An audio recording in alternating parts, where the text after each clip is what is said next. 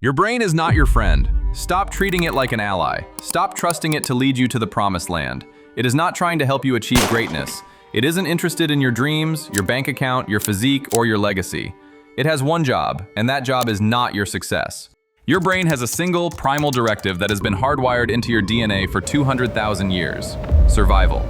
It is biologically engineered to keep you soft, to keep you scared, to keep you safe, and above all, to keep you silent. Its only job is to preserve energy and keep you alive for exactly one more day. In the wild, this instinct saved your life. But in the modern world, this survival instinct is the exact thing that is destroying you. You wonder why you feel stuck? You wonder why you have the vision but no execution? It is not because you are lazy. It is not because you lack talent. It is because you are fighting a biological war against a supercomputer designed to hold you back. The moment you try to step into the unknown, your brain floods your system with hesitation. Cortisol, doubt, fatigue. It is the anchor dragging you down into the depths of mediocrity. But today, that war ends. Step 1. Built to break you. You must understand that your brain does not care about your goals. It views effort as a threat. Think about it. When you are sitting on the couch, comfortable, warm, and safe, your brain is happy. It has won. But the moment you think about the gym, your brain screams, "Danger!" It whispers to you in your own voice. It sounds logical, doesn't it?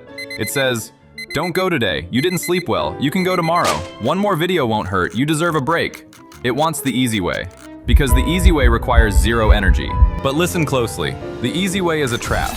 The easy way doesn't build warriors. It builds watchers. It builds consumers. It builds the kind of people who sit in the stands, criticizing the ones in the arena.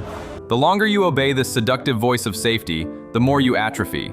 You are handing the key to your weakest self. Step 2, the alchemy of suffering.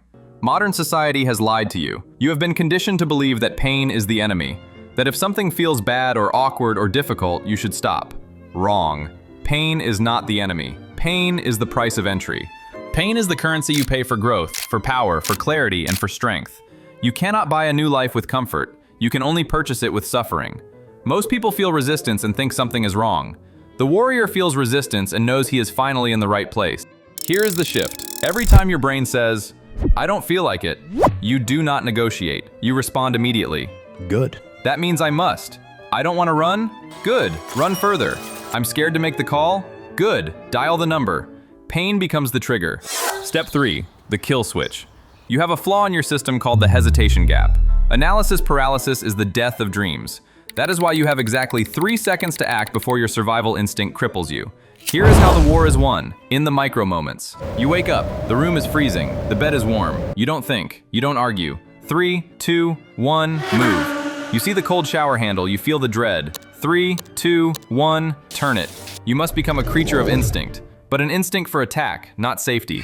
Step 4, daily war mode. You don't need a complex routine. You need a daily ritual of voluntary discomfort. A cold shower, 100 push-ups, deep focus. Why? Not because you need the exercise, but because you need to callous your mind. Each one of these acts is a small act of war against your lower self. Each rep is a punch in the face of your weakness. You are training your brain to submit. You are teaching your mind who is in charge. I say move, we move. I say work, we work. Step 5, become the machine. Amateurs wait for motivation. The elite operate on identity. You must decide who you are first. Tell your brain right now, I am not lazy, I just train myself to avoid pain. But that ends today. You are not rewiring your day. You are rewiring your soul. You have obeyed your biology long enough. That version of you, the one who sleeps in, the one who doubts, the one who hesitates, it dies right now. From this second forward, you do the hard things, not because you want to, but because you are the only one who can. Now, move.